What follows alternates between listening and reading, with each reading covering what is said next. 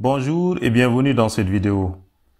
À la question A de cet exercice, on nous demande de déterminer un argument de chacun de ces trois nombres complexes Z1, Z2 et Z3.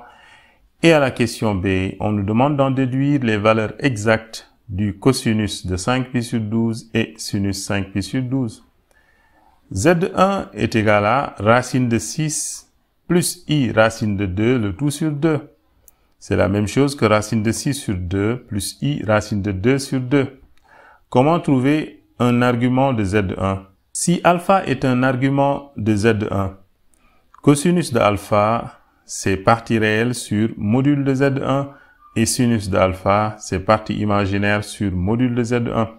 Donc, commençons par calculer le module de Z1. Module de Z1, c'est module de racine de 6 sur 2 plus i racine de 2 sur 2, qui est égal à grand racine de 6 sur 2 au carré plus racine de 2 sur 2 le tout au carré, qui est égal à grand racine de 6 sur 4 plus 2 sur 4, c'est-à-dire grand racine de 8 sur 4, c'est-à-dire racine de 2. Si alpha est un argument de Z1, cosinus de alpha, c'est partie réelle de Z1 sur module de Z1. Donc, c'est racine de 6 sur 2, le tout sur racine de 2. Donc, c'est racine de 6 sur 2 multiplié par 1 sur racine de 2, qui est égal à racine de 6 sur 2 racine de 2. Racine de 6, c'est racine de 3 fois racine de 2. Le tout sur 2 racine de 2, qui est égal à racine de 3 sur 2. Sinus de alpha, c'est partie imaginaire de Z1 sur module de Z1. C'est racine de 2 sur 2, le tout sur racine de 2, qui est égal à 1 demi.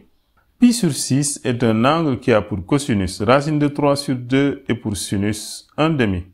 Donc, pi sur 6 est un argument de Z1. Passons à Z2. Module de Z2, c'est racine de 1 au carré plus moins 1 au carré, c'est-à-dire racine de 2.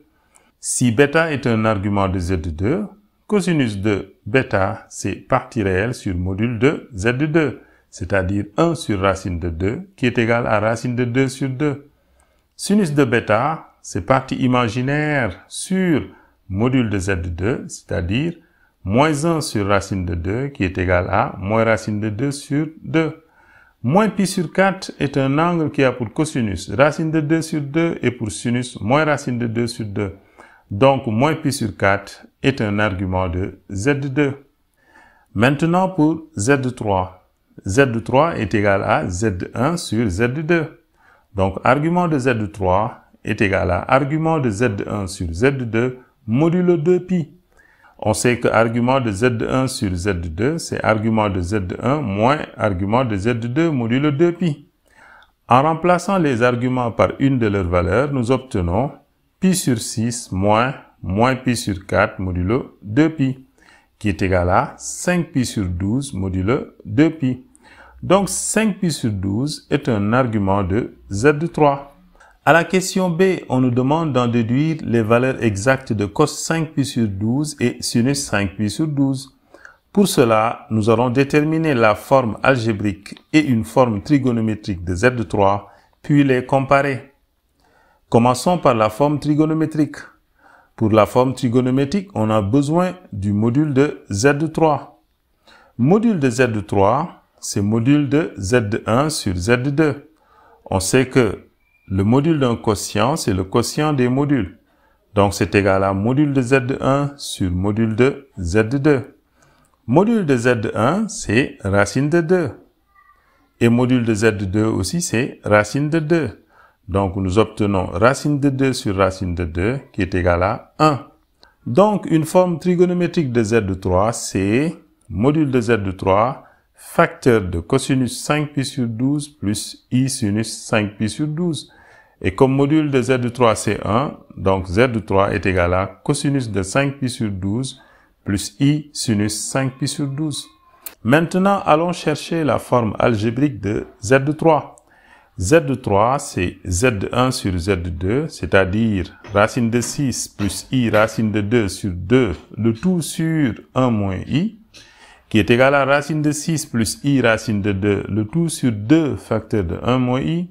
En multipliant le numérateur et le dénominateur par l'expression conjuguée de 1 moins i, nous obtenons racine de 6 plus i racine de 2 facteur de 1 plus i sur 2 facteur de 1 moins i facteur de 1 plus i, qui est égal à racine de 6 plus i racine de 6 plus i racine de 2 moins racine de 2, le tout sur 2 facteur de 1 au carré moins i au carré, qui est égal à racine de 6 moins racine de 2 plus i facteur de racine de 6 plus racine de 2, le tout sur 2 facteur de 1 plus 1, qui est égal à racine de 6 moins racine de 2 plus i facteur de racine de 6 plus racine de 2, le tout sur 4.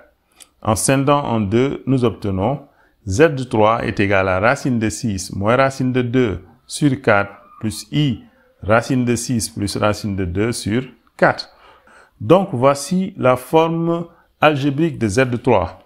Comparons maintenant la forme algébrique et la forme trigonométrique qu'on a obtenue.